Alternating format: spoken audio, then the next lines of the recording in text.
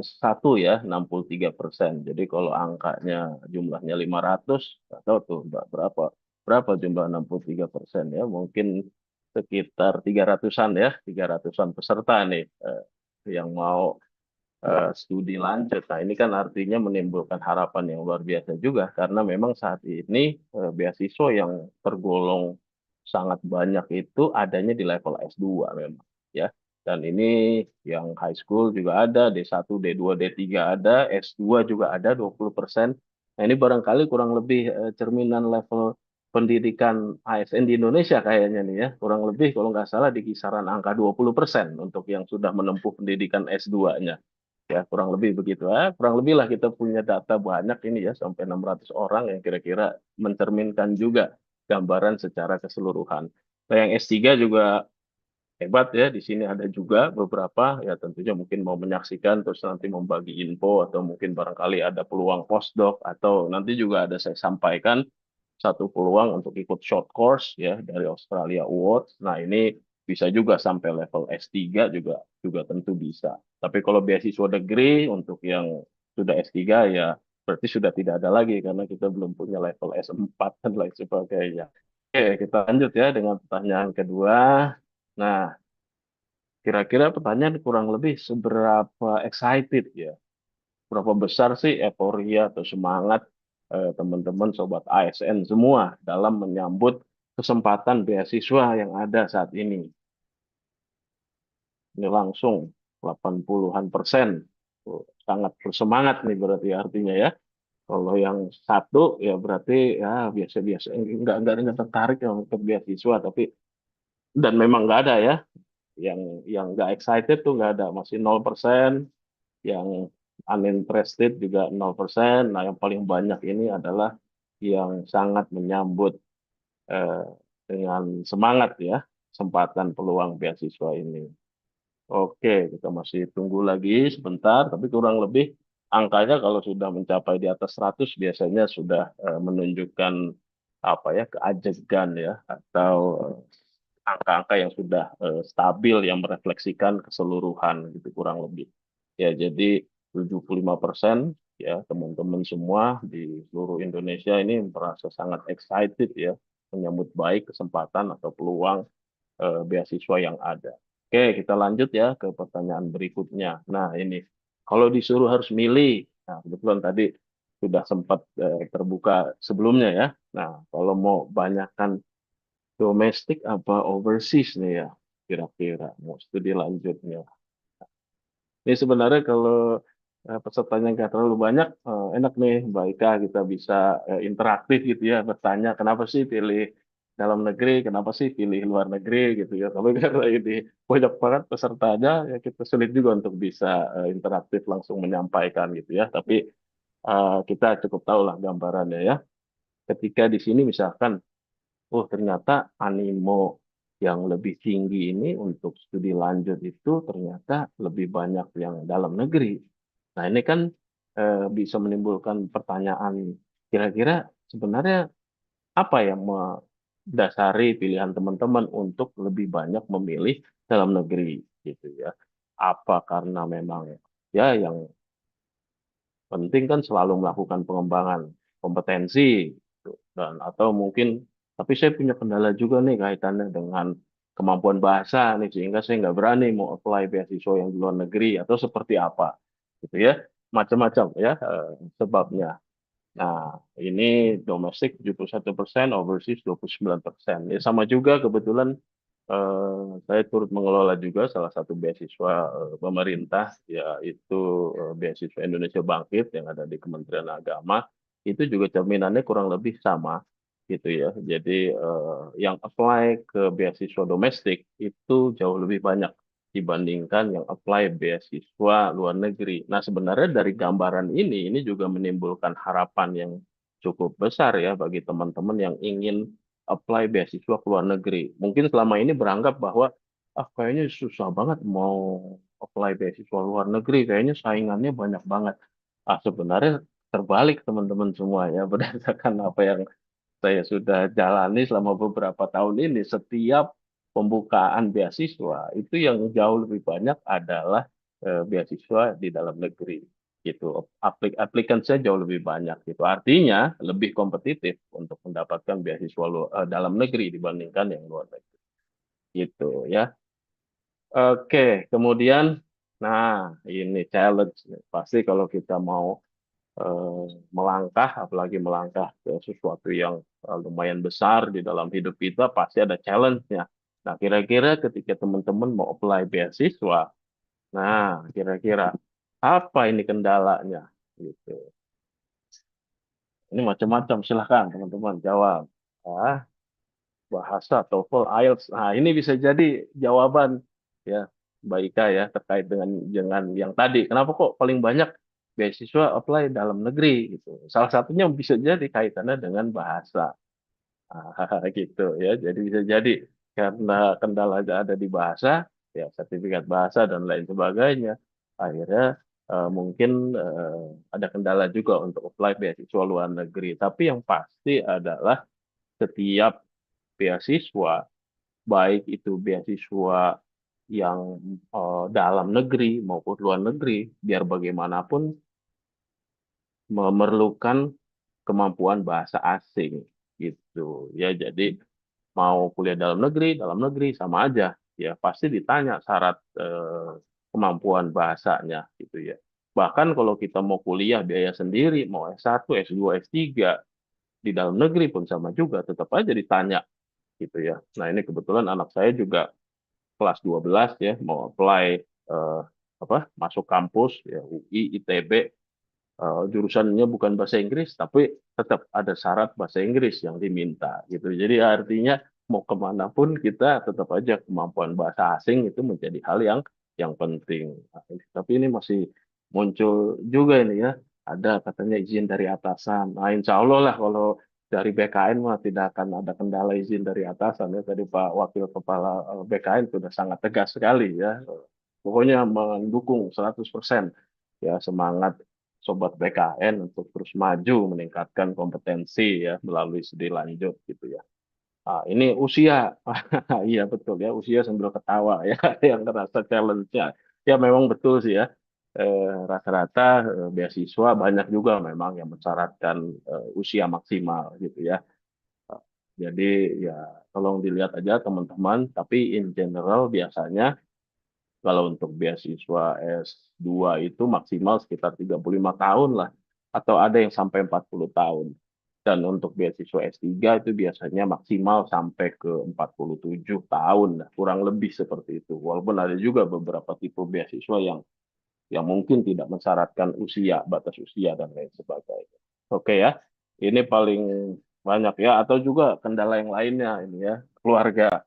Misalkan anak-anak masih kecil gitu ya atau belum dapat izin dari orang tua ya atau dari suami atau dari istri. Nah, itu bisa juga kadang-kadang jadi kendala juga ya. Ini banyak sekali ya, cuman yang tertampil di Bisa sini juga ya hanya beberapa kadang-kadang saja. jadi Nah, kendala terakhir juga nih ya. saya mau tanya kaitannya dengan bahasa. Kalau ditanya nih ya, tapi sebelum jawab, tolong saya mau jelasin dulu pertanyaan ini maksudnya bagaimana. Pertanyaan ini intinya adalah teman-teman semua punya nggak sertifikat bahasa asing atau mungkin dalam hal ini bahasa Inggris ya yang masih valid. Valid itu artinya masih berlaku. Berlaku itu berapa lama? Kurang lebih paling lambat 2 tahun berjalan gitu ya. Jadi kalau teman-teman tes di tahun 2024 ya dan sekarang 2026 awal itu masih valid. Itu pertama. Dan yang kedua adalah item bahwa apakah sertifikat bahasa tersebut secara umum diterima apa enggak oleh scholarship providers ya. Nah, kalau misalkan teman-teman punyanya adalah sertifikat bahasa asing yang sifatnya prediction misalkan. Nah, itu tidak diterima oleh scholarship providers. Jadi harus sertifikat-sertifikat bahasa asing yang sifatnya legitimate dan memang mungkin selalu diterima oleh para pemberi beasiswa. Nah, ini kan salah satunya. Sebenarnya sudah terprediksi ya Mbak Ika kurang lebih ketika ditanya terkait dengan bahasa, ini pasti paling tinggi. Makanya dari sekian item pertanyaan kaitannya dengan beasiswa, saya selalu memasukkan pertanyaan terkait dengan bahasa. Karena ini memang hampir selalu menjadi kendala gitu ya. Kebetulan saya juga bidangnya pendidikan bahasa Inggris. Jadi saya concern banget terkait dengan peningkatan kemampuan bahasa Inggris gitu ya. Ini memang sering menjadi isu ya. Semangat teman-teman semua sangat tinggi, namun kadang terkendala dengan kemampuan bahasa asing. Karena memang biar bagaimanapun, ya itu tadi seperti yang saya sudah sampaikan, mau beasiswa ke luar negeri, mau ke dalam negeri, tetap saja ditanya syarat bahasanya. Mau kuliah, ya udah kalau gitulah saya kuliah biaya sendiri aja deh, ya. Atau minta eh, beasiswa BSI ya, beasiswa suami idaman misalkan. Ya daftar sendiri aja pakai uang sendiri. Oh ternyata daftar sendiri mau apply ke UI, ke ITB atau kemana kampus tetap aja ditanya juga sertifikat bahasanya. Itu ternyata nggak bisa lepas juga ya dari sertifikat bahasa asing. Ya, itu. Oke, terima kasih kurang lebih teman-teman ya telah berpartisipasi di dalam survei singkat yang kurang lebih memberikan gambaran kepada kita semua ya terkait data yang saat ini kita dapatkan. Oke, kita lanjut ya dengan presentasi. Wah, luar biasa nih. Saya pikir sesudah pembukaan dan sesudah mulai kayaknya banyak yang celingak-celinguk terus kemudian live. Oh enggak, ternyata sekarang makin panas ya sampai 2000 peserta lebih. Wah, luar biasa ini. Oke, ya kita lanjut ya presentasinya.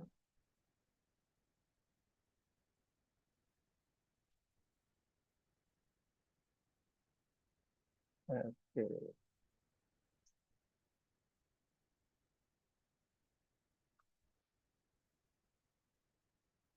oke, sudah bisa terlihat ya. Saya konfirmasi ke Mbak Ika, PPT saya sudah kembali ya. Terlihat, Oke, Prof. ya, alhamdulillah. Suara jelas? Suara jelas. Alhamdulillah. Oke, Mhm. kita lanjut. Izin Pak Kapus, kita lanjutkan dengan presentasi. Ini kurang lebih tadi ya. Kita sudah melihat survei kaitannya dengan jenjang pendidikan. Nah, ini belum lama saya juga dapatkan ini data berdasarkan di Desember gitu ya, bahwa masyarakat Indonesia usia 15 tahun ke atas. Ini artinya data ini bukan 100% data keseluruhan warga Indonesia ya. Artinya yang bayi yang baru usia di bawah 15 tahun ya tentu tidak diikutkan di dalam angka ini. Tapi ini hanya yang 15 tahun ke atas. Ya, kurang lebih yang memiliki pengalaman mengenyam perguruan tinggi itu kurang lebih sampai 11%. Nah, ini kalau kita lihat dari data tahun 2023, ini sudah cukup ada peningkatan. Di tahun 2023 itu kurang lebih sekitar 10%. Gitu. Makanya pemerintah terus berupaya untuk meningkatkan APK ya, angka partisipasi kasar masyarakat Indonesia untuk mampu mengenyam pendidikan tinggi. Ya, selama ini yang paling banyak didominasi adalah lulusan-lulusan SMA sederajat. Ya tentu sangat dibutuhkan juga ya, tapi tentunya kita berharap semoga masyarakat Indonesia yang memiliki kesempatan untuk studi lanjut ini menjadi lebih banyak lagi gitu ya. Nah, ini kalau kita lihat, nah ini nih silakan teman-teman lihat. Nah, teman-teman ini terus berapa persen warga Indonesia? Ya, kalau teman-teman lulusan D1, D2 berarti termasuk kepada golongan kurang lebih 0,38% warga Indonesia. Ya, kalau lulusan D3 1,29%.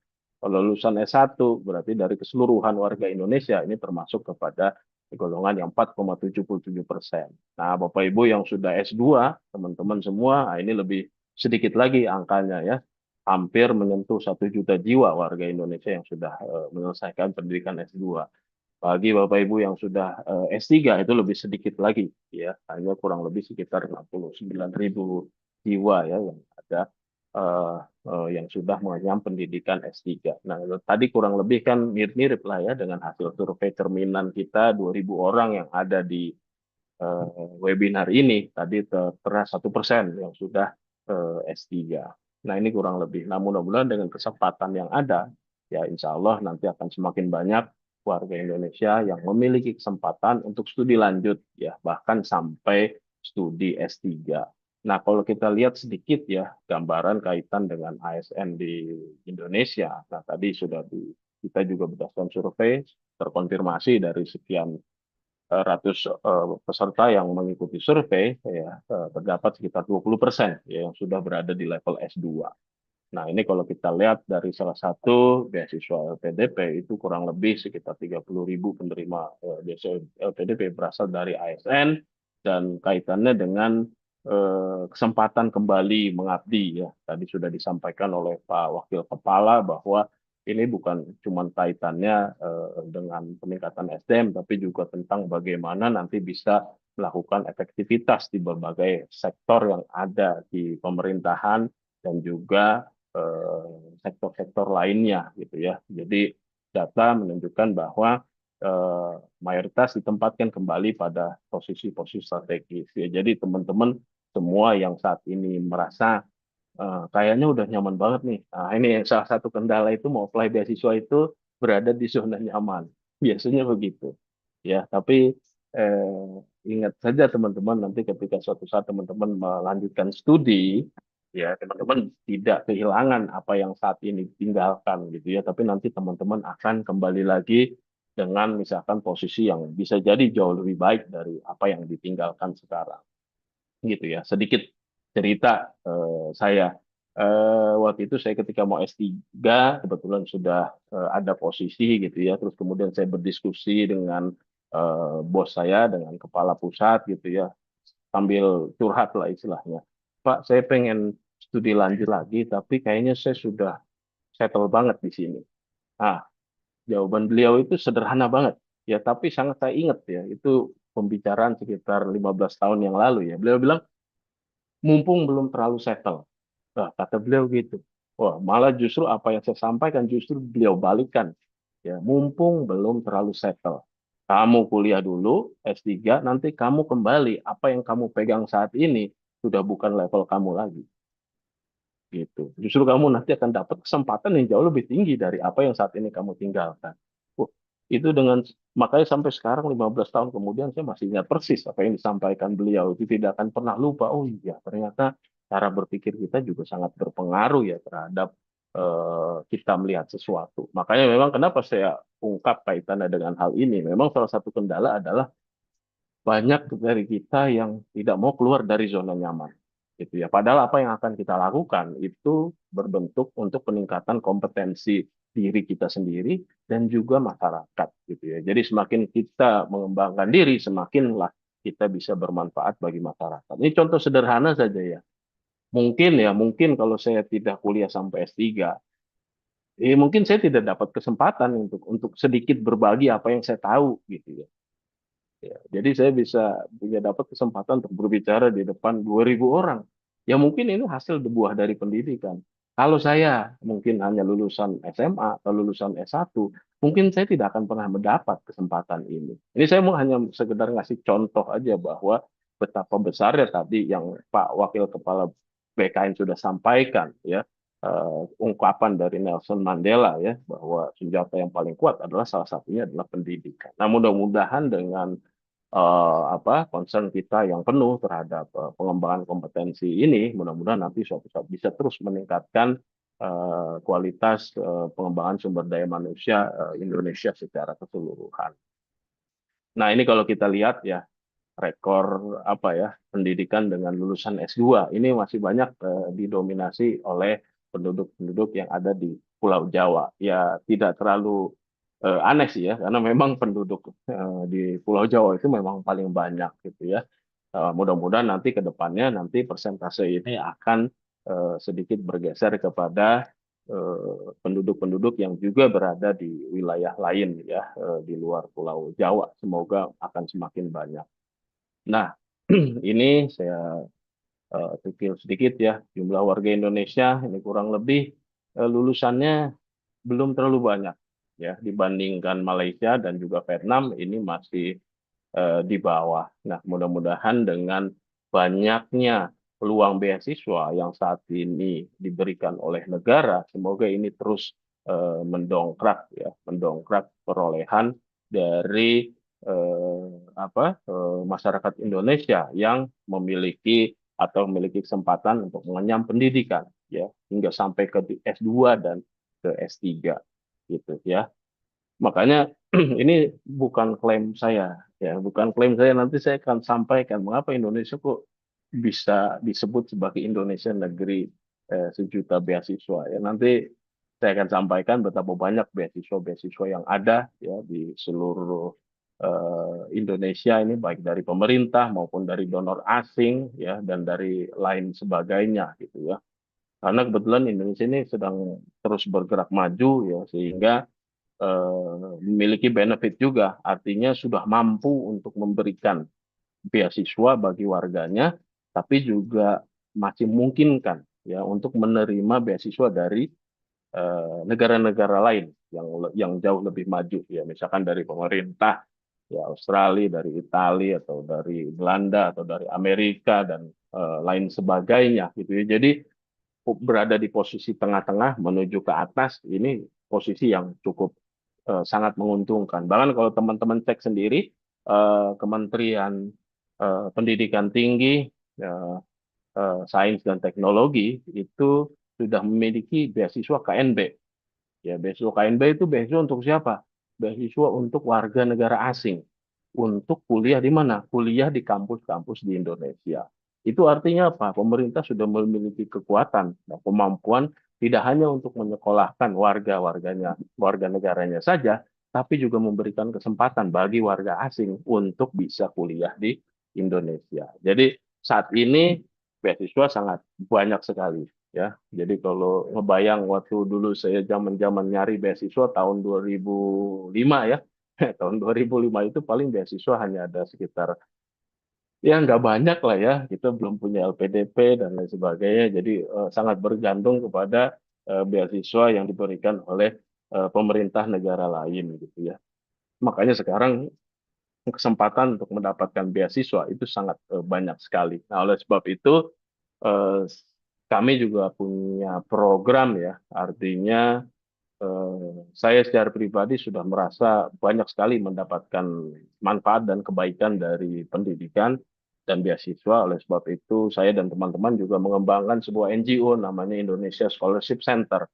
Ya, salah satunya adalah, intinya adalah menjadi hub, ya, hub antara para pemangku kepentingan di bidang beasiswa dan pendidikan gitu ya. Nah, ini diawali udah dari tahun 2017 ya, dan semangat ini terus bergelora di tahun 2025.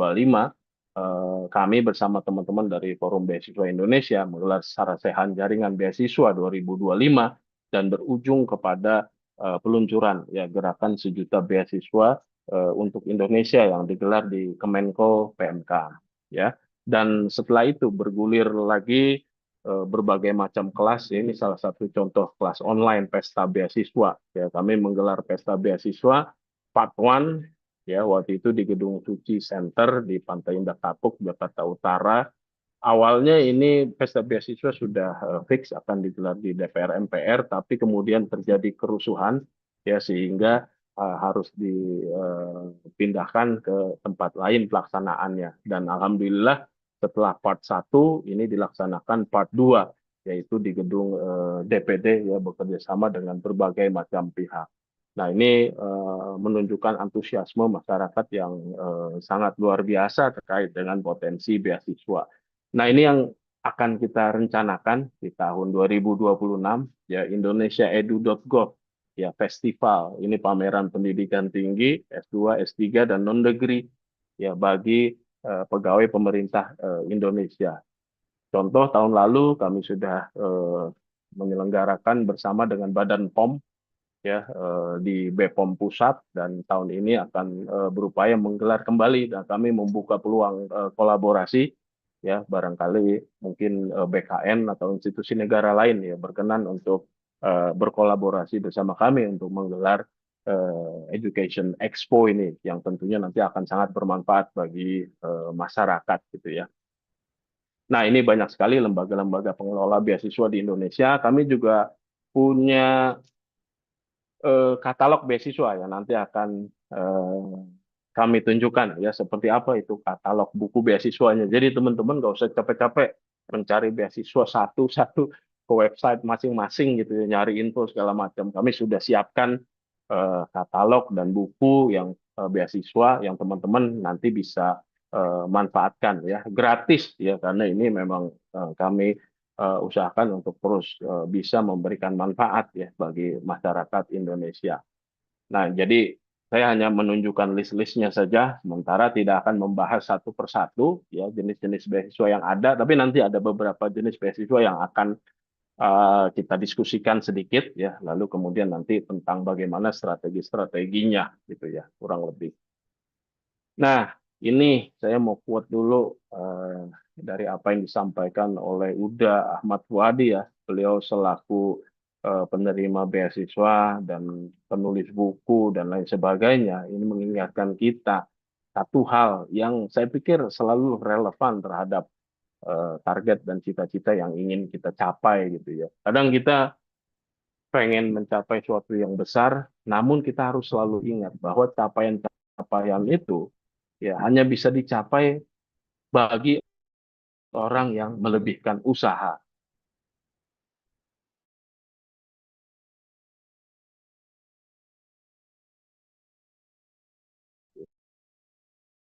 Bahasa asing. Nah, maukah kita ya berupaya untuk meningkatkan kemampuan bahasa asing tersebut? Namun sayangnya meningkatkan kemampuan bahasa asing itu tidak mudah gitu ya. Selalu perlu effort yang luar biasa, perlu kita berlatih dengan waktu yang panjang. Tadi juga Pak Wakil BKN juga sudah mengingatkan kaitan dengan bahasa ini, dan itu memang betul. Ya, jadi hanya bagi yang mau melebihkan usaha, dialah yang akan berhasil. Tapi kalau usaha kita biasa-biasa saja, iya itu akan sangat jauh dari keberhasilan. Ini saya ambil contoh dari saya juga. Ya, saya lulusan pendidikan bahasa Inggris, ya S1-nya. Jadi artinya kemampuan bahasa Inggrisnya nggak jelek-jelek banget, gitu. Lumayan lah ya. Tapi di tahun 2005, karena saya merasa saya masih harus memperdalam bahasa Inggris sambil kuliah, itu saya kursus bahasa Inggris tetap di berbagai lembaga kursus. Sampai tuntas-tuntas semua di berbagai lembaga kursus. Sesudah lulus, mau cari beasiswa, saya kursus lagi, ya intensif di salah satu lembaga, ya mengeluarkan biaya jutaan rupiah. Ya, ikut tes bahasa, ngeluarin lagi biaya jutaan rupiah.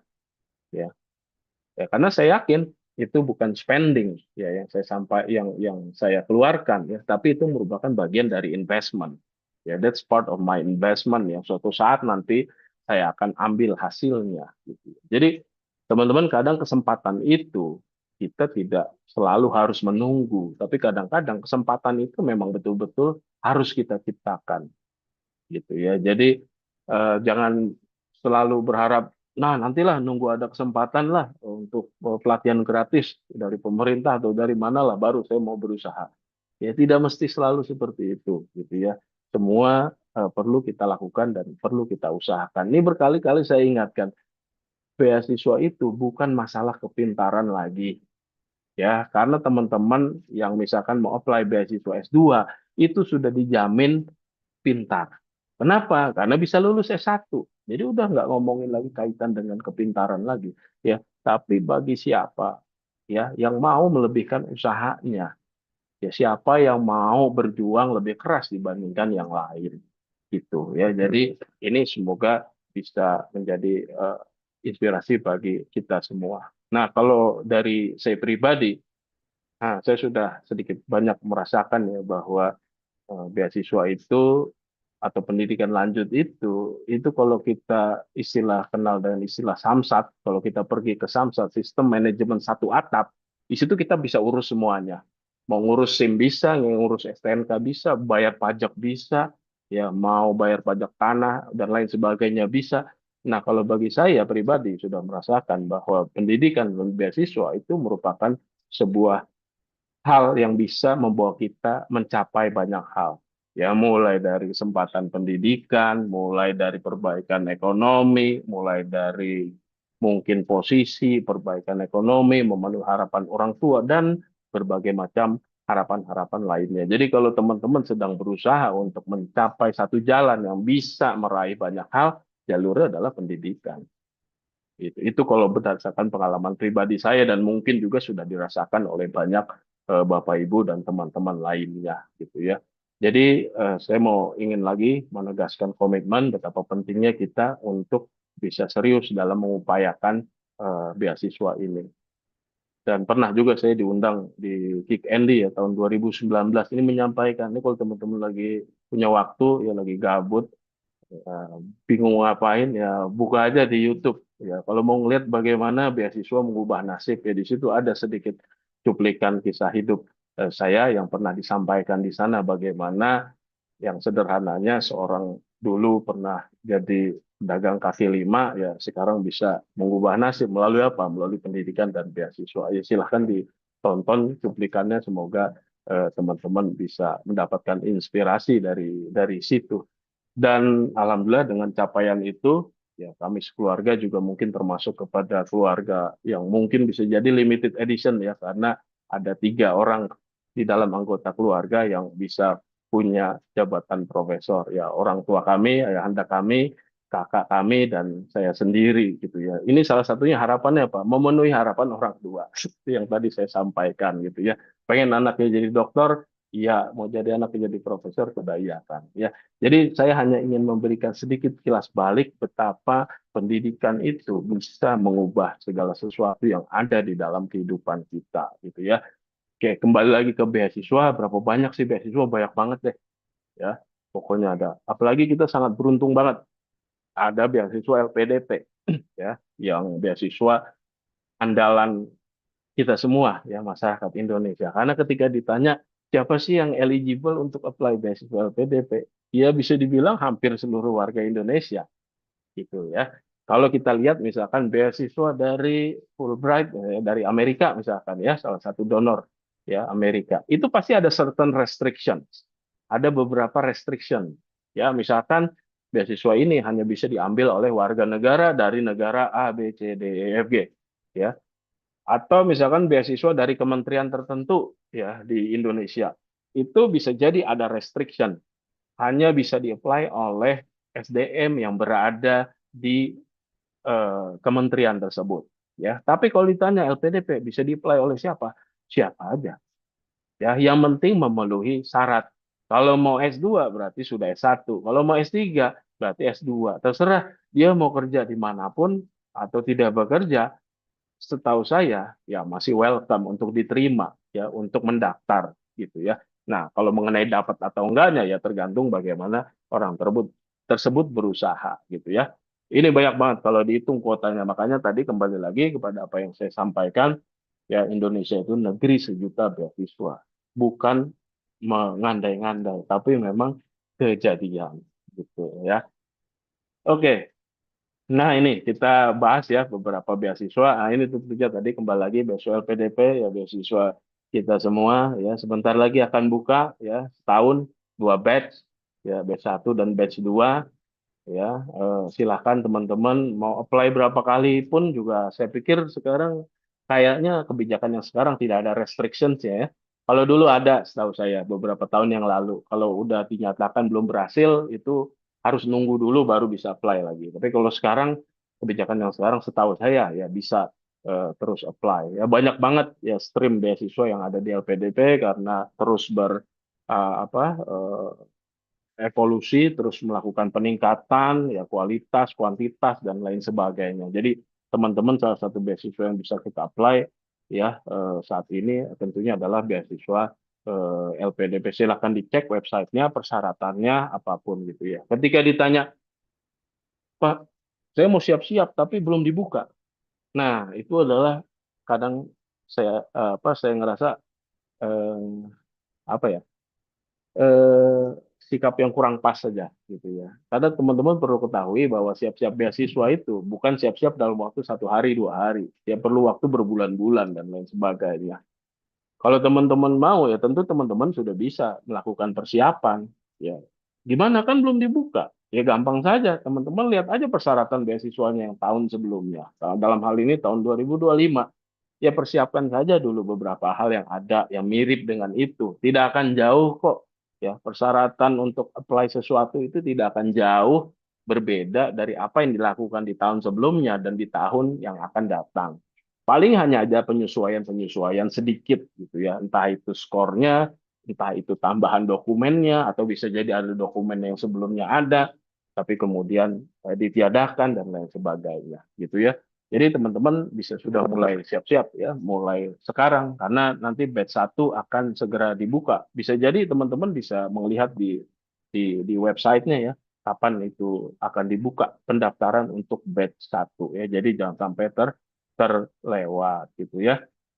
Nah, ini kurang lebih ya kuota per tahun ya sekitar 4 ribuan ya alumni program ya itu sudah banyak banget ya, ada beasiswa berbagai macam gitu ya, bahkan untuk dokter spesialis ya, beasiswa keolahragaan, kewirausahaan, dokter dan lain sebagainya itu ada semua gitu ya. Jadi silakan.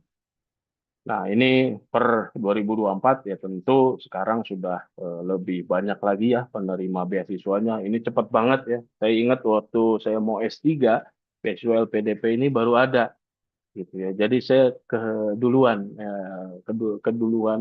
mulai S3-nya. Baru kemudian beasiswa LPDP ada ya. Jadi saya kecepatan ya. Kalau teman-teman pas sekarang ya, lagi perlu beasiswa ada beasiswa LPDP gitu ya. Jadi silahkan ya, termasuk tidak hanya beasiswanya tapi juga riset-riset juga banyak sekali ada di sana.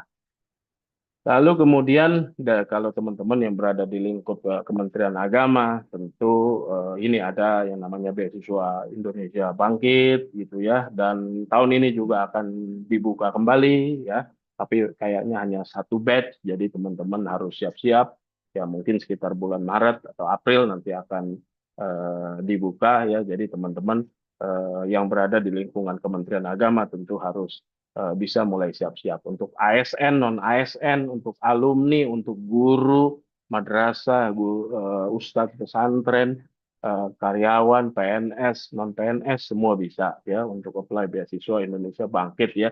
Ada beasiswa gelar, ada beasiswa non gelar. Nah, non gelar itu seperti apa? Banyak ya, ada short course ya, misalkan dari pondok pesantren ya, ada yang short course ke luar negeri ya, misalkan short course pesantren atau penulisan turat atau apa gitu ya, banyak sekali ada, atau beasiswa-beasiswa persiapannya ya, karena kadang-kadang kan tadi ya salah satu kendalanya adalah kendala bahasa atau bingung mau nulis esai gimana ya, atau mau ngisi formnya gimana, atau mau kontak universitasnya gimana ya, atau mau nulis proposal penelitian tuh gimana caranya. Nah, Kementerian Agama juga punya beasiswa beasiswa non degree ya, yang bisa, yang intinya adalah mempersiapkan kita semua untuk siap apply ya gitu ya.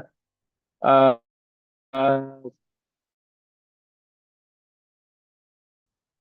Selanjutnya, oh, aduh, ini rada ngeheng. Oke, ya ini ya contohnya S1 dalam negeri, ya, mudah-mudahan nanti ada S1 luar negeri, S2 dalam negeri, S2 luar negeri, S2 3 dalam negeri, S3 luar negeri ada juga. Tapi lagi-lagi saya ingin meng-highlight, mau apapun skema beasiswanya tetap aja ada bahasa Inggrisnya. Nah itu ya, jadi teman-teman harus mempersiapkan bahasa Inggris dan bahasa asing lainnya ya. Lalu kemudian ada beasiswa pendidikan Indonesia yang ada di Kementerian Pendidikan Dasar dan Menengah jarang ya, dan juga dengan Kementerian Pendidikan Kebudayaan Riset dan Teknologi. Nah ini ada beasiswa-beasiswa, ada beasiswa D4 ya, S1 ya untuk dosen, pelaku budaya, ya calon dosen, ya pendidik dan tenaga kependidikan ya dan lain sebagainya. Lalu kemudian ada juga beasiswa unggulan, ya beasiswa unggulan juga mencakup beasiswa untuk S1, S2, S3, ya gitu. Jadi silahkan teman-teman cek eligibility-nya ya terkait dengan beasiswa ini, kira-kira skema beasiswa mana yang paling cocok gitu ya, yang bisa teman-teman raih gitu. Jadi ini sudah aktif ya, teman-teman bisa cek semuanya ya di website-website masing-masing pemberi beasiswa tersebut. Lalu kemudian kalau yang mau donor dari beasiswa asing, tentu ini beasiswa yang terus ada, entah dari tahun berapa, pokoknya udah lama banget, yang pasti sudah ada sebelum saya lahir, ya tentu sudah ada, tapi dengan mungkin nama yang berbeda, ya sekarang Australia Awards namanya ya. Jadi nanti 2026 tentu akan segera buka, baik itu untuk S2 maupun untuk S3. Tapi ini tentu sangat kompetitif ya, karena jumlahnya mungkin tidak sampai 1.000 kuotanya kurang lebih ya, biasanya 300 atau 600 ya kurang lebih sekitar segitu. Tapi teman-teman jangan khawatir, Australia Award juga punya ya short term, ya punya beasiswa short course. Ya, ini list misalkan beasiswa short course yang ada. Nah, ini juga bisa di-apply tadi yang saya bilang untuk teman-teman yang sudah bergelar doktor juga bisa. Ya, ini hanya contoh saja di tahun 2025 kurang lebih beasiswa apa saja yang mereka punya ya untuk yang short course gitu ya, untuk yang short course. Jadi kurang lebih 2 minggu di Australia ya mengikuti short course sesuai dengan tema-tema yang sudah ditentukan. Jadi teman-teman harus memantau memantau websitenya Short Term Awards, Australia Awards, gampang saja di situ nanti akan tertulis semuanya tema-tema short course-nya. Nah, kalau teman-teman misalkan bergelut di bidang climate change misalkan atau pertanian ya atau kaitan dengan food safety ya atau olahraga atau pendidikan tinggi atau tourism ya atau kebijakan luar negeri dan lain sebagainya itu ya silahkan dilihat cek tema-tema short course yang sesuai bisa apply. Nah, ini temanya tidak fix ya. Artinya tahun depannya pasti akan berbeda lagi, gitu ya. Pasti akan berbeda lagi. Bisa jadi ada yang diulangi, tapi bisa lebih banyak yang tema-tema baru. Jadi teman-teman silahkan dicek. Tahun 2026 itu sudah tahun ini sudah keluar beberapa beasiswa yang tema beasiswa short course ya yang ada gitu ya teman-teman ini bagus banget kebetulan saya juga dulu pernah tahun 2019 ya mendapatkan beasiswa short course ini International Scholarship Collaboration ya jadi saya mendapatkan kesempatan bersama-sama dengan pengelola beasiswa yang ada di Indonesia nah, dengan LPDP dengan perwakilan dari beasiswa pemerintah daerah ya waktu itu pemerintah daerah Aceh Mataram ya Nusa Tenggara Barat lalu kemudian Papua juga, lalu kemudian dari donor beasiswa donor asing juga, ya jadi 25 orang diberangkatkan di sana untuk mempelajari kaitannya dengan beasiswa. Nah, tadi seperti yang sudah disampaikan oleh Pak Wakil Kepala BKN, bukan cuma gelar yang didapat, tapi juga network gitu loh. Network dibawa lagi untuk ke Indonesia. Nah, dengan contoh short course tadi yang saya ikuti, saya jadi punya network baru lagi ya dengan teman-teman pengelola beasiswa yang lain. Itu jadi kami bisa bersinergi, mengembangkan program sama-sama dan lain sebagainya. Ya, jadi menimbulkan multiplier effect yang luar biasa. Lalu kemudian ini juga ada beasiswa dari pemerintah New Zealand ya. Ini tahun lalu 2025 berarti bulan Februari ya tahun ini nggak akan jauh beda dari pembukaannya gitu ya. Jadi teman-teman lihat ini pembukaan beasiswa ya bisa jadi kurang dari 1 bulan ya. Jadi ketika ditanya kapan saya waktu yang tepat untuk siap-siap, ya mulai sekarang ya.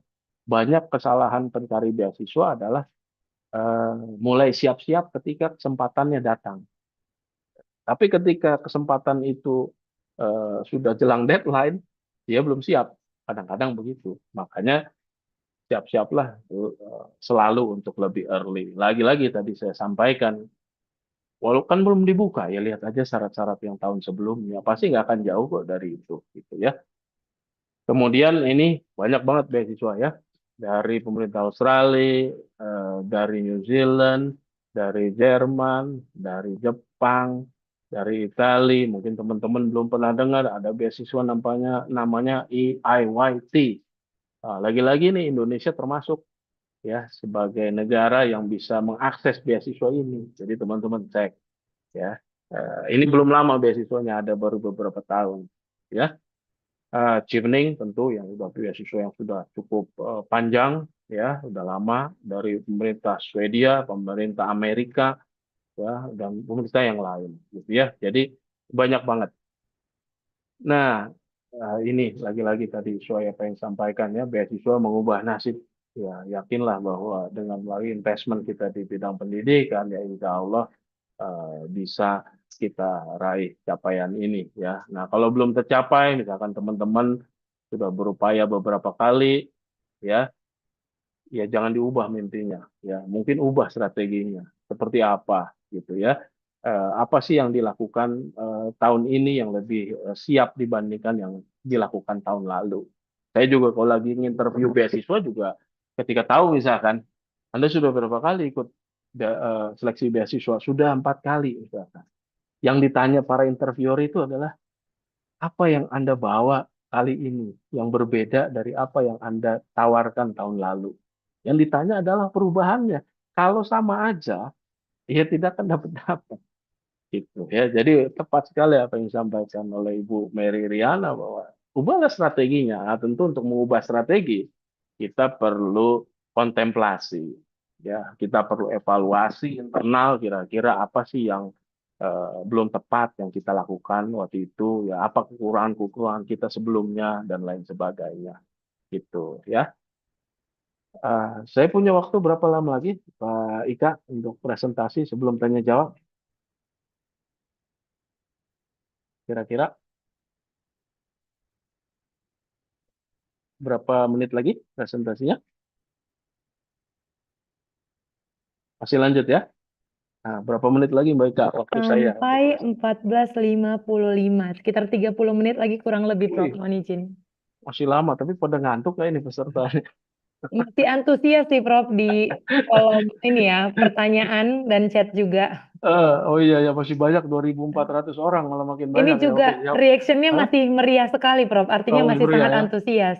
Oke, siap-siap ya. Ya, semangat ya kita juga ya. Tapi kalau udah pada ngantuk ya kita ganti strategi ya, kita tanya jawab ya. Tapi kalau masih oke, masih ada waktu ya tentu saya sudah siapkan materinya. Tadi saya bilang makanya, oh senang banget dapat kesempatan panjang ya gitu ya. Ini jadi enak nyampeinnya bisa lebih leluasa ya.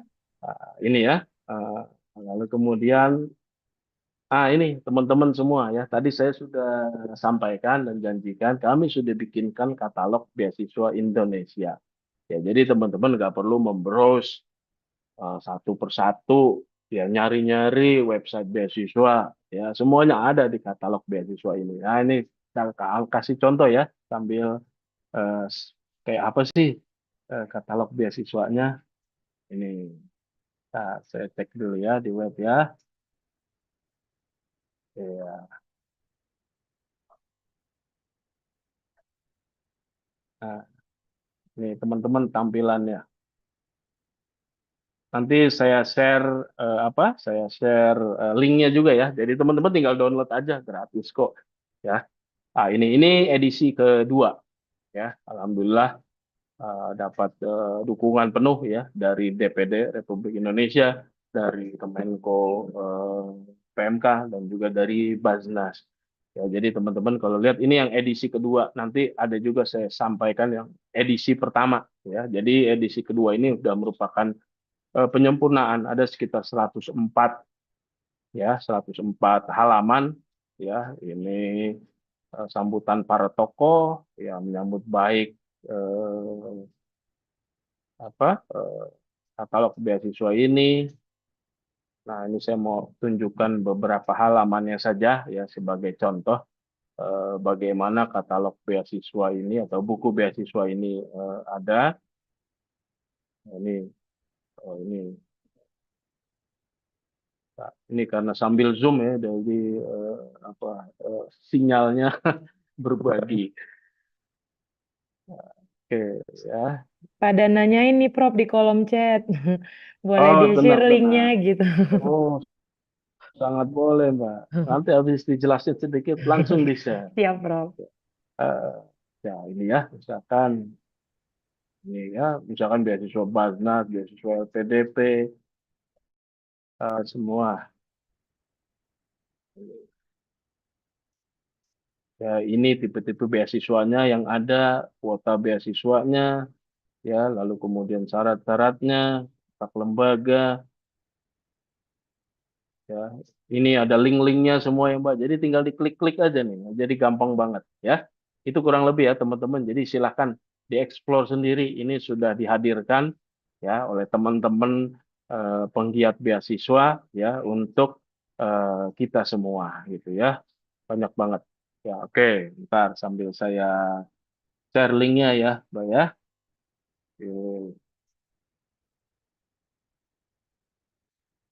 hanya ini.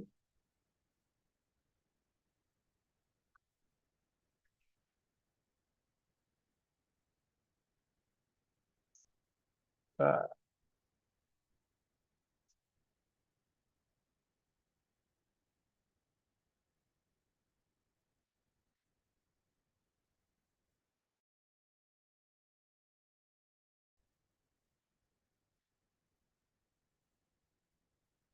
ya, rada-rada nge-lag ya teman-teman ini. Nggak sambil zoom. Sudah, Prof. Sudah Nah, terlihat di kolom chat. Terima kasih, Prof. itu kayaknya barusan sudah saya share linknya untuk yang katalog yang edisi satu. Nah, ini baru katalog beasiswa yang edisi kedua. Dah, dah ya. Jadi udah nggak punya utang lagi saya Mbak Ika ya. Udah langsung ya. Baik, Prof. Terima Kalau kasih, kalau Prof. takutnya ada yang lagi sibuk atau apa, jadi harus segera dapat linknya itu udah ada ya. Oke, silakan tinggal di-download. Gratis, tidak ada berbayar. Wah, oke, kita lanjut lagi ya. Oke. Oh, oke, kita lanjut ke presentasi sampai mana tadi? Oke, ini ya. Ya,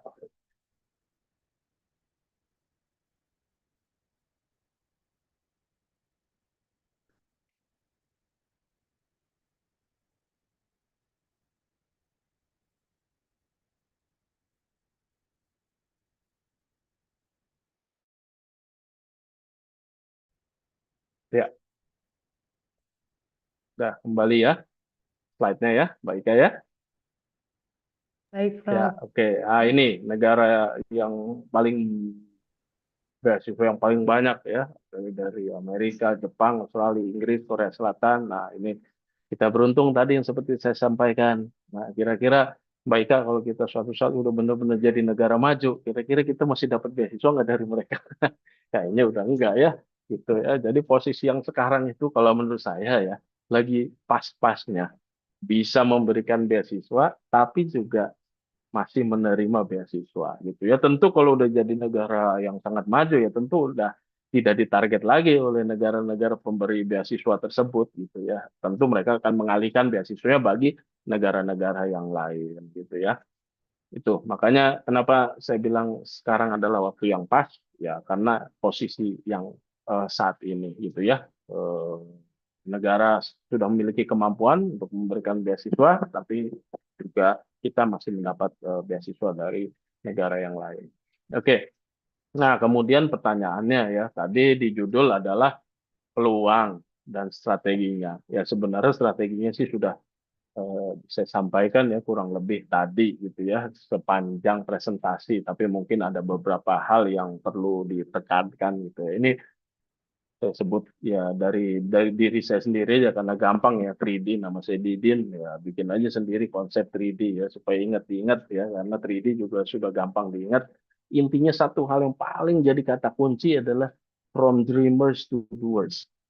Ya gitu karena lagi-lagi kita nggak banyak bicara terkait dengan teknik dan skill dan kepintaran gitu ya, tapi bagaimana kita bisa menaruh mindset yang tepat gitu ya. Kalau kita punya cita-cita, punya harapan, tapi tidak pernah membumikan cita-cita dan harapan tersebut, ya selamanya kita hanya akan jadi pemimpi gitu ya. Tapi kalau kita semangat ya lalu kemudian mewujudkan dengan real mimpi-mimpi tersebut, ya insya Allah itu akan betul-betul jadi kenyataan gitu ya. Saya boleh cerita dikit nggak nih Pak? Nah, ini ada cerita, Silakan, ini Prof. tahun 2000, 2000, 2000 berapa ya? 2002, ya 2002. Ya, waktu saya masih kuliah S1, ya. Nah, kebetulan waktu itu saya masih kuliah, nah, kebetulan sudah menikah waktu itu gitu ya. Saya kerap mencari kira-kira jalan apa, wahana apa, fasilitas apa, kendaraan apa yang mampu melesatkan saya membawa keluarga kecil saya gitu ya. Karena saya lihat kakak-kakak saya udah mapan, adik saya dokter. Waduh, kalau kita nggak bergegas ini repot urusannya gitu ya. Kapan kita mau sejajar minimal sama di keluarga gitu ya. Akhirnya saya menonton sebuah acara namanya Cool School. Ini kaitannya dengan kenapa saya punya tagline From Dreamers to Doers. Cool School waktu itu acara dibawakan oleh Oki Lukman, ya salah satu presenter terkemuka sampai sekarang juga masih insya Allah terkenal. Ya, Gen Z juga mungkin masih tahu karena beliau juga masih sering tampil di TV. Intinya adalah menayangkan kampus-kampus yang keren di luar negeri. Nah, waktu itu yang ditayangkan adalah University of Queensland. Di situ ada setting di mana mahasiswa UQ waktu itu diwawancara oleh Ovi Lukman dan kameramen, ya gitu. Latar belakangnya adalah gedung. Lalu kemudian anehnya, saya bisa memvisualisasikan diri saya ada di sana. Waktu itu saya masuk kuliah satu, baru semester 3 atau 4 itu. Oh ini aneh, saya bilang. Di situ saya sadar, oh kayaknya ini jalan yang Tuhan Allah berikan ke saya terhadap mimpi-mimpi yang tadi saya sempat sebut. Ini loh jalannya. Kamu tuh kalau mau mencapai itu semua, lewatlah pendidikan. Itu. Ya, jadi kemudian saya bilang sama istri saya, e, nanti aku akan kuliah di sana. Jawaban istri saya realistis. Kamu kuliah aja dulu yang benar. Ya. Tapi tenang aja, nanti aku buktikan. Ya. Nah, berawal dari mimpi itu kejadian nyata, tapi ada efek visual tadi ya, bisa membayangkan berada di sana. Itu semakin membulatkan tekad saya bahwa oh, ternyata yang ke depan ini yang harus saya kejar ini adalah pendidikan. Kalau saya mau tadi memiliki kesempatan untuk bisa sejajar dengan saudara-saudara saya, bisa meningkatkan kemampuan ekonomi, bisa melesat dan lain sebagainya, jawabannya adalah pendidikan. Gitu ya. Singkat cerita, ya semenjak itu saya kuliah lebih serius, ya tentu sambil memenuhi kebutuhan keluarga, ya. Akhirnya coba beasiswa sekali, belum berhasil, yang kedua berhasil gitu ya. Dan sampai sekarang ya S2, S3 ya selesai ya jadi guru besar, alhamdulillah selesai. Makanya saya selalu sampaikan kuncinya itu kalau kita mau punya cita-cita ya wujudkanlah. Ya jangan terus bermimpi, mimpinya jangan kelamaan. Ya boleh punya mimpi tapi cepatlah untuk merealisasikan mimpi tersebut. Gitu ya. Jadi paling tidak ada 3 konsep ini yang perlu kita pahami gitu ya, ya harus terus mengembangkan ya pengetahuan terkait dengan skema-skema beasiswa yang ada karena tentunya ini berbeda masing satu dengan yang lain.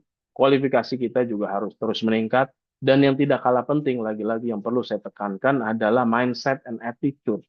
Lagi-lagi perkara beasiswa adalah bukan perkara kepintaran, tapi yang lebih penting adalah bagaimana kita punya mindset dan attitude yang tepat. Contoh sederhana, teman-teman tadi sudah mengafirmasi, kendalanya adalah bahasa. Nah, pertanyaannya adalah, teman-teman mau nggak mengatasi kendala bahasa tersebut? Itu bukan yang langkah utamanya, yang diperlukan itu bukan keahliannya, tapi cara kita berpikir. Mau nggak kita menggerakkan segala potensi yang ada di dalam diri untuk mempelajari hal tersebut? Ya. Kalau ditanya mampu apa enggak, udah pasti mampu. Kan lagi-lagi kita sudah tidak berdiskusi lagi kaitan dengan kepintaran. Semua teman-teman yang ada di sini udah pasti pintar, dijamin pintar. Gitu ya. Tapi tidak semua punya mindset dan attitude yang tepat. Ya, nanti baru belajar bahasa sebentar udah males-malesan. Apalagi gratis ya pelatihannya. Lebih males lagi ya. Makanya saya tuh selalu bilang, teman-teman, kalau mau ikut upaya-upaya peningkatan kompetensi, jangan selalu bersandar kepada sesuatu yang tidak berbayar, ya. Tapi yang berbayar juga ikuti. Ya, kenapa? Karena dengan yang berbayar itu kita sudah merasa kita mengeluarkan sesuatu. Kira-kira akan serius nggak kita ngikutinnya? Bisa jadi lebih serius dibandingkan yang tidak berbayar. gitu. Ya, makanya kombinasikan antara fasilitas-fasilitas yang diberikan oleh negara secara gratis atau dari mana gitu ya, tapi dikombinasikan juga dengan sesuatu yang memaksa kita untuk mengeluarkan sesuatu gitu. Nah, itu biasanya juga akan lebih serius gitu ya. Saya juga masih tetap kok terus gitu ya. Ketika misalkan ada pelatihan-pelatihan yang saya rasa sangat penting bagi karir saya, berbayar, saya bayar. Mau mahal kayak apa juga tetap saya bayar gitu. Tapi giliran yang gratis-gratis, saya kadang-kadang cuma daftar doang, cuma ngasih PHP doang. Nongol mah enggak. Kenapa? Karena saya ngerasa saya tidak mengeluarkan apa-apa. Sehingga ketika ada hal yang menarik yang bisa saya lakukan pada saat yang bersamaan, bisa jadi saya lebih memilih hal yang menarik tersebut. Gitu. Tapi kalau udah bayar, lagi mahal, udah pasti kita pasti akan serius. Gitu ya. Saya sebentar lagi akan mengikuti sebuah sertifikasi ya profesi. Bayarnya mahal, tapi saya mau bayar. Kenapa? Karena saya yakin itu part of my investment ya yang suatu saat nanti pasti akan uh, kembali lagi ke saya. Ya, tapi teman-teman di sini luar biasa ya Mbak Ika ya. Dari awal apa jam berapa tuh dari jam 1 ya sampai sekarang 14.36 masih 2.500 orang. Ya, berarti teman-teman emang serius banget ya. Nggak PHP kayak saya gitu. Ya, Masih menyimak semuanya, Prof. masih nyimak semua ini luar biasa banget ya. Terus terang saya salut ya dan sangat menghargai apa seriusan teman-teman semua ya. Walaupun ini webinar tidak berbayar ya, tapi teman-teman luar biasa antusiasmenya. Nah, ini kan lebih keren begini ya, nggak berbayar, tapi serius. Nah, itu udah lebih baik ya. Tapi kadang-kadang kita tipikal orang yang kadang-kadang suka lembek gitu ya. Kalau berbayar, kalau gratis nggak serius gitu ya. Berarti caranya paksa diri kita untuk ikut yang berbayar dan lain sebagainya. Karena sesudah ini teman-teman pasti perlu mengeluarkan sesuatu ya. Mau ikut kursus bahasa Inggris ya kemungkinan akan bayar dan lain sebagainya gitu ya. Oke. Tapi sekarang semua informasi itu available ya di internet gitu ya, dengan zaman teknologi yang luar biasa gitu ya. Tentu apapun yang kita lakukan, kita mau tidak mengeluarkan biaya pun sangat mungkin sekali gitu ya. Contoh, misalkan kita mau mempelajari eh, sertifikat tentang nulis esai misalkan ya. Nulis esai itu kan menjadi hal yang penting ini ya, seperti yang saya tulis di sini thematic writing. Ya, sekarang banyak ya dengan melihat contoh-contoh yang ada di internet dan lain sebagainya kita bisa belajar ya atau misalkan kita nulis lalu kemudian kita masukkan ke AI tools ya lalu minta komen mereka ya itu kita juga ada proses belajar gitu ya jadi tapi lagi-lagi saya ingin mengingatkan ya bahwa artificial intelligence tentu sangat boleh kita pakai tapi ya tentu ada batasan-batasan ya jangan kita minta mereka untuk menulis gitu ya tapi uh, kita yang menulis, lalu kemudian mereka kasih komentar, kita revisi dan lain sebagainya, gitu ya. Jadi itu pertama banyak sekali skema-skema beasiswa yang ada, tentu harus kita pelajari dan kita juga harus tahu, jangan buang apa ya, jangan buang jangan buang effort untuk sesuatu yang tidak perlu gitu ya. Contoh misalkan kita nggak eligible untuk apply beasiswa A misalkan, ya karena mungkin misalkan eh, jenjang pendidikannya kita belum belum memenuhi, ya sudah nggak usah apply, gitu ya sayang-sayang. Atau misalkan tadi ada short course Australia Award, temanya tentang eh, lingkungan hidup, gitu ya. Tapi kita nggak pernah berkecimpung di tema lingkungan hidup, ya nggak usah apply, sayang tenaganya, gitu ya. Karena sudah hampir pasti kita tidak akan diterima, gitu ya. Jadi memahami skema-skema beasiswa yang ada itu sangat penting sekali ya. Lalu lagi-lagi berkali-kali saya ingin ingatkan language proficiency ya menjadi hal yang sangat penting. Mau apply beasiswa apapun pasti ada kemampuan bahasa sertifikat yang ditanya gitu ya. Jadi mulai sekarang teman-teman ya perlu untuk mempersiapkan diri untuk bahasa tersebut.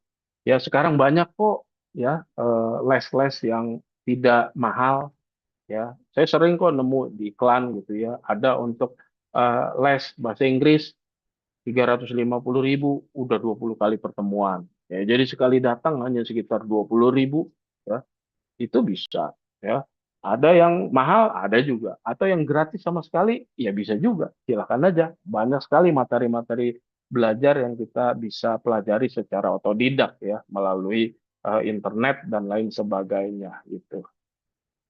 Lalu saya mau ambil contoh nih satu. Seberapa orang ini sangat bersemangat dan saya sangat kagum sama orang ini gitu ya. Jadi beberapa bulan yang lalu ada yang ngirim saya email. Saya juga nggak tahu beliau tahu saya dari mana, ngirim saya email intinya pengen les bahasa Inggris ya private. Padahal saya udah lama ya tidak mengajar les private. Tapi beliau ini sangat semangat sekali gitu ya. Terus saya bilang, tapi kalau les private mahal loh Pak biayanya. Nggak apa-apa Pak, saya punya budget sekian katanya sebulan. Gimana Pak, masuk nggak budgetnya? Katanya. Saya pikir besar sekali ini. Ya, maksudnya beliau ini sangat serius sekali mau invest. Ya, artinya untuk peningkatan kemampuan. Emang Bapak belajar bahasa Inggris untuk apa sih Pak? Serius banget seperti ini. Saya udah ikut tes berkali-kali Pak, tapi skornya nggak cukup-cukup gitu. Ya, makanya saya pengen lebih serius lagi. Ya, akhirnya emang untuk apa Pak? Saya mau apply beasiswa S3 katanya. Saya salut sama orang ini ya dengan kegigihannya ya, dengan keseriusannya dan tidak pelit terhadap dirinya sendiri ya insya Allah suatu saat dia akan berhasil mencapai apa yang dia cita-citakan gitu ya. Jadi betul-betul mau spendingnya mau berinvest ya, mau mengeluarkan sesuatu yang nanti akan kembali kepada dirinya. Nah, terus kemudian thematic writing, ya, nulis esai dan lain sebagainya. Ini tentu perlu skill sendiri, tidak akan bisa selesai di dalam webinar kita ini ya. Tapi satu hal deh teman-teman, Eh, teman-teman sekarang itu kan ada kaitannya dengan pengabdian ya, dengan kebermanfaatan dan lain sebagainya. Kira-kira apa yang mau kita lakukan nanti setelah kembali gitu ya. Jadi perlu digali lagi. Nah, teman-teman sekarang perlu semakin menggiatkan lagi kebermanfaatan terhadap sesama gitu ya. Terutama nanti ketika di interview ya. Kalau saya eh, kalau saya misalkan ditanya, Pak, apa satu kualifikasi calon penerima beasiswa yang menurut Bapak paling penting? Kalau saya, seberapa jauh dia bermanfaat bagi orang lain? Kalau saya ya. Jadi teman-teman ketika teman-teman nanti mau berlatih interview misalkan, silakan tanya kepada diri teman-teman semua, seberapa banyak teman-teman bisa mempergunakan kata sudah dibandingkan akan. Ini menurut saya loh, saya udah sering interview di berbagai beasiswa. Terlihat mudah tapi tidak semudah yang dibayangkan. Ya. Ketika banyak calon itu berapi-api, bombastis, menyampaikan akan A, B, C, D, E, F, G, H, I, J. Tapi ketika ditanya, mana yang sudah pernah dilakukan, bisa-bisa gelagapan. Kalau demikian yang terjadi, berarti tidak bisa dibuktikan bahwa apa yang belum pernah dilakukan ini, apa yang akan dilakukan ini, benar-benar akan terjadi gitu loh. Jadi teman-teman ketika mau studi lanjut dari S1 dan S2, ini bukan menciptakan sesuatu yang belum ada menjadi ada, tapi bagaimana meningkatkan yang sudah ada menjadi lebih dahsyat lagi gitu. Jadi kalau misalkan teman-teman eh, saat ini sudah menerapkan ya keahliannya di masyarakat, nah kira-kira nanti ketika diberi kesempatan S2 atau S3, nah bagaimana ini akan semakin bisa diterapkan di masyarakat. Jadi bukan memulai sesuatu dari nol, tidak gitu ya. Jadi karena investment untuk orang di beasiswa itu mahal loh. Ya, misalkan untuk S3 luar negeri, kalau 1 tahunnya habis 700 juta misalkan. Berarti kalau untuk 4 tahun itu 2,8 miliar untuk satu orang. Dalam negeri ya tentu di bawah itu, tapi tetap banyak. Nah, kalau orang tersebut hanya bermanfaat bagi dirinya sendiri, kalau saya sayang banget beasiswa itu dikasih ke dia. Banyak orang pintar yang mungkin egois. Oh, banyak ya. Nah, sekarang pertanyaannya seberapa besar manfaat kita bagi sesama itu yang paling penting kalau bagi saya. Sehingga kalau misalkan dia sudah membuktikan dirinya bermanfaat bagi 1.000 orang, artinya 2,8 miliar itu dibagi 1.000 orang. Jadi sebenarnya investment kepada orang itu hanya 2,8 juta. Kenapa? Karena dia bisa bermanfaat bagi 2.000 lah, bagi 1.000 orang lainnya. Gitu. Nah, makanya kan tadi masuk akal ketika warga Indonesia yang mampu mengenyam pendidikan hingga S1 itu hanya sekitar 10-11%. Nah, pertanyaannya adalah bagaimana 10 dan 11% ini bisa memberikan manfaat bagi 90% orang lainnya. Itu esensinya. Ya mungkin suatu saat kita tidak akan pernah mampu mencapai 100% masyarakat Indonesia yang mencapai pendidikan tinggi. Tapi bagaimana yang sudah memiliki kesempatan pendidikan tinggi itu bisa bermanfaat bagi orang lain sebanyak-banyaknya. Itulah esensinya. Gitu ya. Jadi teman-teman, ini PR banget. Ini tidak bisa diciptakan kecuali berbohong. Jadi silakan refleksi. Pertanyaan sederhana saya, sudah seberapa manfaat teman-teman bisa berikan selama ini kepada masyarakat? Ini sebuah pertanyaan sederhana yang lagi-lagi tidak bisa dikarang-karang kecuali berbohong. Ya. Jadi ketika teman-teman ditanya, apa saja yang sudah dilakukan selama ini bagi masyarakat? Itu tidak bisa dijawab dengan ngarang, tidak bisa. Gitu ya. Contohnya banyak. Misalkan gini, kenapa sih kok bisa terdeteksi orang ini maaf dianggap sebagai omdo ya atau omong doang. Nih, ada contoh saya kasih. Eh, Nanti kamu ketika selesai studi mau apa? Oh, nanti sesudah studi saya akan berkoordinasi dengan pemerintah provinsi setempat untuk menggalakkan pariwisata di wilayah saya. Kelihatannya sederhana kan? Kelihatannya sebuah janji yang akan terrealisasi kan? Tapi bagi saya itu it's nothing. Kenapa? Dan saya tidak yakin itu akan terrealisasi. Kenapa? Karena sebenarnya dengan kondisi dia saat ini, dia sudah mampu melakukan hal itu. Tapi kenapa tidak dilakukan? Sekarang pertanyaan saya, apakah Anda perlu gelar S2 untuk sekedar, misalkan dalam tanda kutip, berkoordinasi dengan pemerintah provinsi setempat? Tidak. You don't need that degree. Lulusan SMP, lulusan SMA, lulusan S1 pun bisa. Ya, tapi ketika disebut saya akan mulai berkoordinasi dengan pemerintah provinsi setempat, itu saya yakin tidak akan pernah terjadi. Kenapa? Karena memang tidak pernah dilakukan, padahal dia bisa. Jadi tidak logis. Kecuali kalau misalkan saya sesudah studi S2 nanti, saya ingin apply menjadi dosen. Ini masuk akal. Kenapa masuk akal? Karena emang untuk jadi dosen perlu S2. Gitu ya. Jadi teman-teman, ini pertanyaan sederhana aja kaitannya dengan itu ya. Jadi nanti kalau teman-teman saat ini sudah mampu menjawab sedemikian besar manfaat kepada sesama, ya insya Allah itu sudah bagus, gitu ya, sudah bagus sekali ya. Oke, selanjutnya GPA, teman-teman yang mungkin masih kuliah sekarang, tolong dipertahankan GPA-nya ya, IPK-nya jangan sampai di bawah 3, karena biasanya itulah standarnya gitu ya.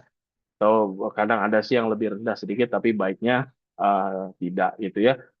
At least 3 lah itu kurang lebih.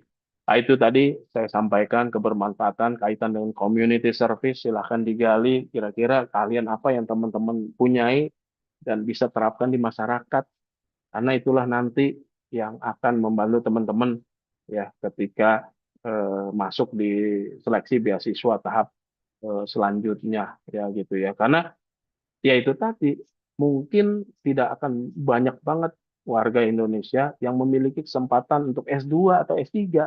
Tapi pertanyaannya adalah bagaimana memilih ya representatif atau perwakilan yang sekiranya ketika dia diberikan kemampuan, kesempatan untuk studi lanjut, dia itu bisa bermanfaat bagi orang lain yang tidak memiliki kesempatan. Itu pertanyaan utamanya, gitu ya. Jadi, ya, mari kita coba ya bagaimana caranya kita bisa lebih bermanfaat bagi orang lain ya, kurang lebih begitu ya. Belajar dari awardee yang sudah ada, yang teman kita atau yang lain itu tentu akan sangat bermanfaat gitu ya. Karena mereka yang udah tahu jalannya, ya mereka yang sudah babat alas ya, kita tinggal belajar dari mereka gitu ya. Ya, dan yang terakhir ini saat saya cuma mau kasih satu aja, tapi kapan-kapan kita bahas lagi kaitannya dengan growth mindset ya. Satu hal yang penting, kepemilikan growth mindset ya, bahwa orang yang memiliki growth mindset adalah orang yang yakin terhadap segala macam potensi yang ada di dirinya dan dia mampu untuk itu. Bedanya dengan fixed mindset adalah orang yang menganggap bahwa segala sesuatunya itu sudah dari sananya, sehingga apapun yang dia lakukan dia tidak akan yakin mampu mencapainya. Nah, kalau harus milih, tentu teman-teman harus memiliki jiwa yang memiliki growth mindset itu. Dalam tataran aplikasinya gimana? Sekarang bahasa Inggris, misalkan, kembali lagi ke bahasa asing. Nah, belum cukup. Nah, teman-teman mau milih yang mana? Sebagai orang yang memiliki growth mindset apa yang fixed mindset? Orang yang mampu dan percaya dengan usaha yang dia lakukan, dia akan mampu mengatasi segala kendala yang ada. Gitu. Yaitu konsep sederhananya gitu. Jadi jangan pernah menyerah teman-teman ya, bahwa segala yang kita lakukan tentu ada perjuangannya ya. Jadi apalagi mau apply beasiswa itu banyak sekali hal-hal yang perlu dipersiapkan. Tapi kalau teman-teman sudah memiliki mindset dan attitude yang tepat, insya Allah seberapa halangan pun yang teman-teman hadapi, seberapa rintangan pun yang teman-teman hadapi, insya Allah dengan mindset yang tepat, attitude yang pas, insya Allah semua pasti akan bisa terlewati dengan baik ya. Terutama tadi ya belajar bahasa asing ya, itu yang paling lama yang perlu dilakukan gitu ya. Nah, teman-teman milih untuk menyerah atau memilih untuk terus berkembang. Saya pikir itu dulu, waktunya pas ya. Sebentar lagi sudah sampai ke 14.55. Nah, ini kata kunci sedikit ya. Apapun yang teman-teman lakukan ya itu adalah untuk meraih suatu hal yang bisa mengubah kehidupan menjadi ke arah yang lebih baik gitu ya, kurang lebih. Jadi teman-teman silahkan manfaatkan sebanyak-banyaknya peluang yang ada saat ini ya. Semoga sukses. Konsepnya adalah fall one ya get up two, ya fall seven get up eight, fall 99 get up 100. Ya, jadi kalau gagal belum berhasil sekali, bangunnya 2 kali. Belum berhasil 10 kali, bangunnya 11 kali. Belum berhasil 99 kali, bangunnya 100 kali. Ya, disitulah kita tidak pernah menganggap diri kita gagal gitu ya. Karena kegagalan sesungguhnya adalah ketika kita betul-betul berhenti untuk berusaha. Ya, selamat mengarungi kesempatan beasiswa yang ada di tahun 2026 ini. Ya, tentu saat kami semua berdoa semoga teman-teman sukses ya. Terima kasih atas kesempatannya, ini keluasan waktu yang sangat banyak bagi saya Pak Kapus ya. Terima kasih banyak ya atas kesempatannya sehingga bisa menyampaikan banyak hal gitu. Monggo silakan saya kembalikan ke Mbak Ika selaku moderator. Terima Baik, kasih. baik. Terima kasih Prof atas pemaparan yang sungguh luar biasa. Baiklah Sobat ASN, setelah menyimak materi mengenai beasiswa sebagai instrumen pembangunan SDM, peluang dan strateginya, untuk itu mari kita berikan reaction applause lagi yang meriah untuk narasumber kita. Selanjutnya, kita masuk ke sesi tanya jawab. Jika nanti waktunya masih tersedia, kita akan berikan kesempatan kepada Sobat ASN untuk bertanya secara langsung kepada narasumber kita. Di link Slido sudah sangat banyak sekali pertanyaan yang masuk, lebih dari 150 pertanyaan. Saya coba untuk merangkum beberapa pertanyaan yang relevan untuk kita bahas, dan ini mencakup beberapa pertanyaan yang datang hampir mirip-mirip begitu ya. Jadi saya akan pilih dalam 3 pertanyaan yang bisa membungkus beberapa pertanyaan yang telah masuk kepada kita. Yang pertama datang dari beberapa anonim dan juga dari Bapak Ahmad Paris Nasution, Kemen Perhubungan.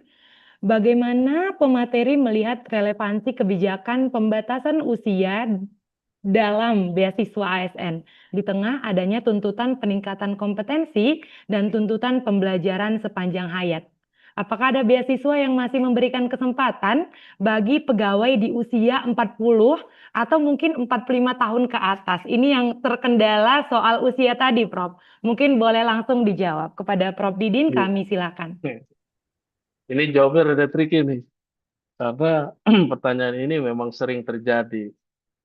eh Ya kalau ditanya ya, ya semua itu kan ada dasarnya ya. Tentu pemerintah dalam hal ini menetapkan batasan usia untuk dibiayai itu karena ada landasannya juga ya, kaitan dengan sisa pengabdian, sisa waktu pengabdian gitu ya. Makanya kalau nggak salah untuk studi S3 itu kan kalau nggak salah Kemenpan RB sudah menetapkan sekitar sampai usia 47 tahun kalau nggak salah ya. Jadi ketika beliau ini studi lanjut selesai usia 51, ya habis itu beliau masih bisa mengabdikan ilmunya, karena biar bagaimanapun kan itu ada sesuatu yang dikeluarkan oleh negara selama mereka studi tersebut kan, entah itu biaya, entah itu pembebasan tugas dari selama mengikuti apa, mengikuti studi dan lain sebagainya, sehingga jangan sampai nanti ketika diberikan kesempatan untuk studi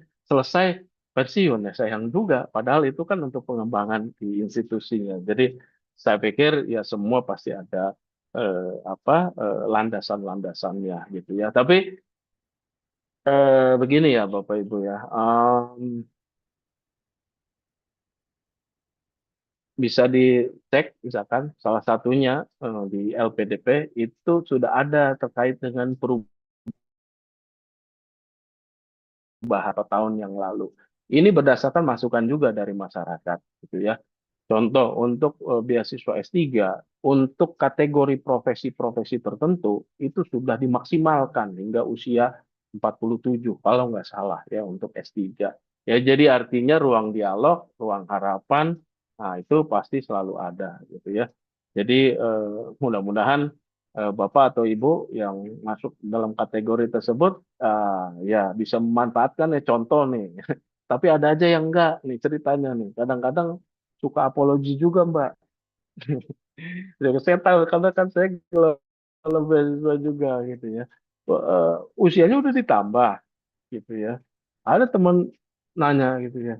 Usianya masih 40 lewat dikit. Ayo dong, kalau bisa ini usia beasiswa jangan 40 kenapa? Ya kalau bisa mah sampai 47 dan lain sebagainya. Ya, ya akhirnya tahun berikutnya terjadilah seperti itu. Tapi yang bersangkutan tidak kunjung apply. Ya, itu terjadi juga kasus seperti itu gitu ya. Ya semoga kita tidak termasuk dalam yang demikian ya. Ketika misalkan kebijakan A sudah sesuai dengan yang kita harapkan, tapi kitanya nggak kunjung-kunjung maju. Ya mudah-mudahan sih kita tidak termasuk yang seperti itu ya. Jadi itu respon saya bahwa memang selalu pasti ada dasar ya untuk menentukan sesuatu gitu ya. Dan ini terkadang tidak mudah juga karena batasan itu juga tertera di aturan yang ada di kementerian gitu ya. Jadi ya mudah-mudahan kita bisa manfaatkan sebaik-baiknya ya gitu ya. Jadi segera studi sebelum nanti Iya. usianya lewat. Iya, poinnya adalah segera studi, begitu ya, Sobat ASN ya. Karena setiap kebijakan yang dibuat itu pasti ada landasan yang jadi pertimbangan ya Pasti. bagi pembuat kebijakan. Baik, berikutnya ada pertanyaan lagi dari Ibu Fahima dan beberapa pertanyaan anonim yang relevan. Eh, Apa saja tips atau hal yang perlu dipersiapkan bagi ASN yang ingin melanjutkan studi pada bidang yang tidak linear dengan latar pendidikan sebelumnya, atau mungkin tidak linear dengan jabatan yang saat ini diduduki? Begitu, Prof. Oh, Ini juga menjadi banyak ini ya pertanyaan yang iya, ditanyakan di link Slido. Silakan, Prof. iya, iya. Nah, ini menarik lagi nih. Ini jawabannya susah-susah. Ya, tapi begini, saya coba jelaskan sebaik-baiknya ya, berdasarkan pengalaman saya terlibat di dalam pengelolaan beasiswa, interview dan lain sebagainya. Tracking itu harus jelas, ya. Tracking itu harus jelas. Eh, mm, ini saya ambil contoh. ada seorang apply beasiswa, mau apply beasiswa S3. S1-nya di bidang pendidikan bahasa Inggris. S2-nya di bidang pendidikan bahasa Inggris. Pekerjaannya sebagai seorang data analis di perusahaan. Ketika ditanya, cita-citanya mau jadi apa? Dia bilang pengen jadi guru besar, katanya. Gitu ya. Sesederhana itu kami memaknai bahwa apa yang dicita-citakan itu tidak selaras dengan apa yang dijalani. Ya, sebenarnya track pendidikan dia S1 dan S2-nya sudah memungkinkan. Lalu kemudian sebelum dia bekerja di sebuah perusahaan menjadi seorang data analis, dia itu bekerja sebagai dosen tidak tetap. Seharusnya kalau dia mau cita-cita menjadi seorang guru besar, harusnya dia meneruskan karirnya sebagai seorang dosen. Dari dosen tidak tetap menjadi dosen tetap. Sehingga cita-cita yang dia mau tuju itu rasional. Itu ya. Nah, bagaimana dengan yang kaitan dengan yang tidak linear itu? Tidak linear itu boleh, tapi selama ada tracknya. Ini menurut saya ya, gitu. Selama ada tracknya. Jadi keinginan kita untuk mempelajari sesuatu itu tidak bisa dilandaskan hanya sebatas pada keinginan pengen belajar ilmu tersebut. Itu nggak bisa. Kecuali beasiswanya, beasiswa ayah dan bunda, beasiswa suami idaman, beasiswa istri. Bisa. Insya Allah dengan semangat pengen studi, ACC. Tapi kalau kita mengandalkan beasiswa dari donor, itu tidak bisa seperti itu. Jadi harus betul-betul trackingnya jelas. Nih, misalkan track jelas itu bagaimana? S1-nya di bidang A, pekerjaannya di bidang A, S2-nya, rencana S2-nya di bidang A. Itu completely linear. Ya. Tapi kalau nggak linear, misalkan yang masih diterima ya, studinya bidang A, pekerjaannya bidang B, studi lanjutnya bidang B, itu masih bisa. Kenapa? Karena ada sambungannya. Sambungannya dengan apa? Dengan pekerjaan yang dilakukan gitu. Karena bisa jadi orang itu ketika dia bekerja itu bisa jadi tidak sesuai dengan pendidikan S1-nya. Dan itu memang betul sering terjadi. Nah, ketika dia mau lanjut dengan S2 dengan beasiswa, dia harus menciptakan track-nya. Kayak gitu ya. Tracknya dengan apa? Ya, biasanya yang paling dekat bukan dengan pendidikan S1-nya malah, tapi dengan apa yang dia jalani saat ini. Gitu. Ya. Eh, Kenapa lebih kuat dengan apa yang dia jalani? Karena itu nanti dia akan kembali ke lingkungan kerjanya lagi. Ya otomatis studi dia diperlukan untuk meningkatkan kapasitasnya di bidang apa yang dia kerjakan. Ya, jadi trackingnya bukan kalau harus milih, tracknya itu bukan bukan dengan track yang pendidikan S1-nya, lebih kepada track yang dia jalani dengan pekerjaannya saat ini. Ya, saya pernah nginterview juga S1-nya A, S1-nya A, pekerjaannya B, tapi dia mau studinya A. Kenapa? Karena dia pengen nanti kalau dia ditempatkan sesudah studi, pengennya di bidang yang A tadi. Itu kan sebatas harapan dia. Emangnya dia bisa memutasi dirinya? Kan kemungkinan tidak bisa. Gitu ya. Jadi realistis saja dulu. Silahkan sesuaikan dengan apa yang dijalani. Gitu ya.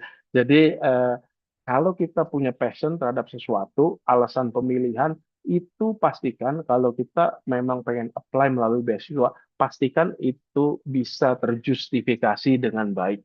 Ya, bukan hanya sebatas keinginan pengen mempelajari ilmu baru.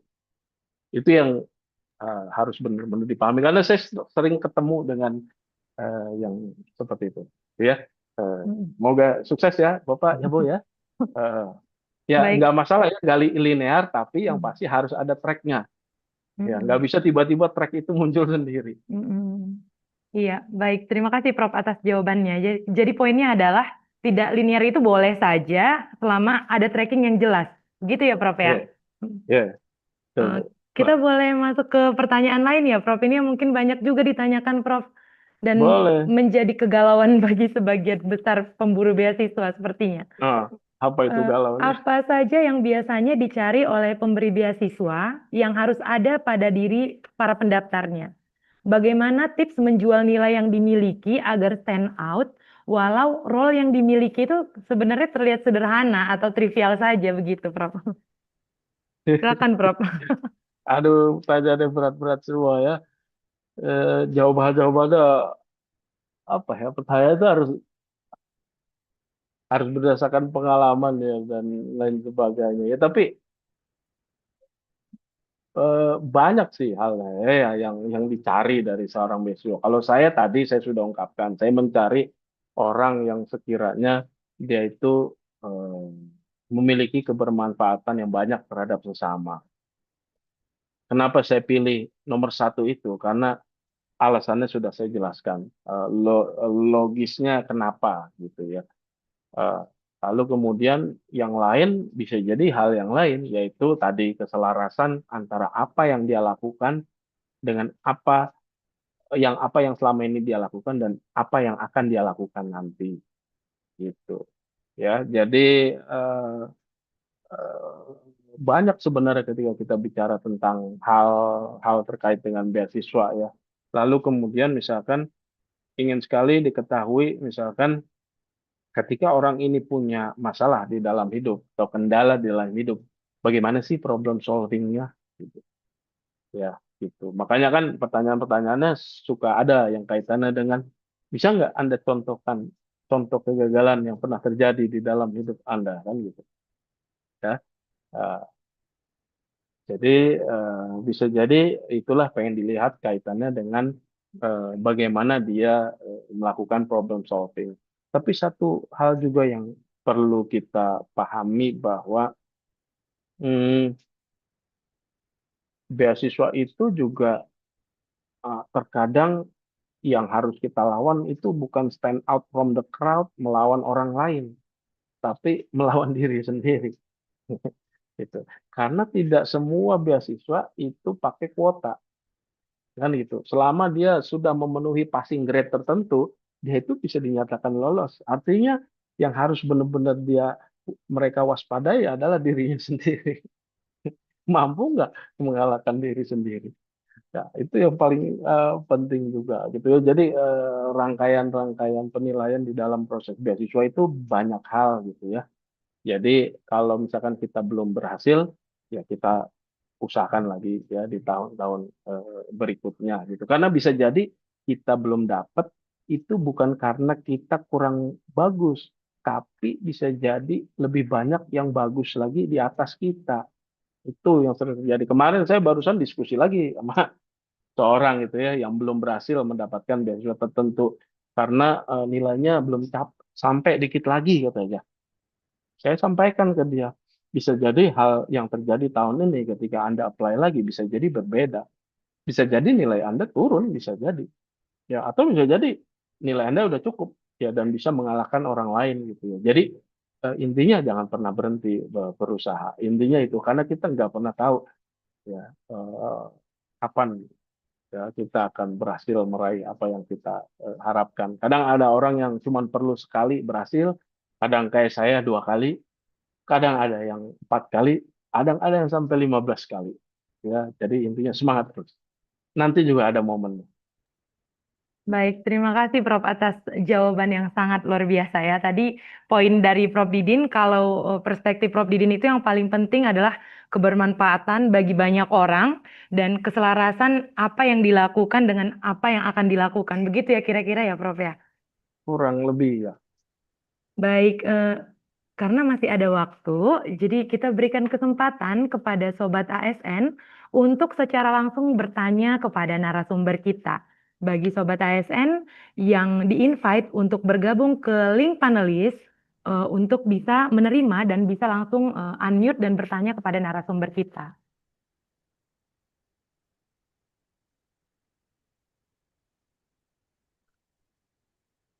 Bagi Sobat ASN yang mau bertanya secara langsung kepada narasumber kita, dipersilahkan.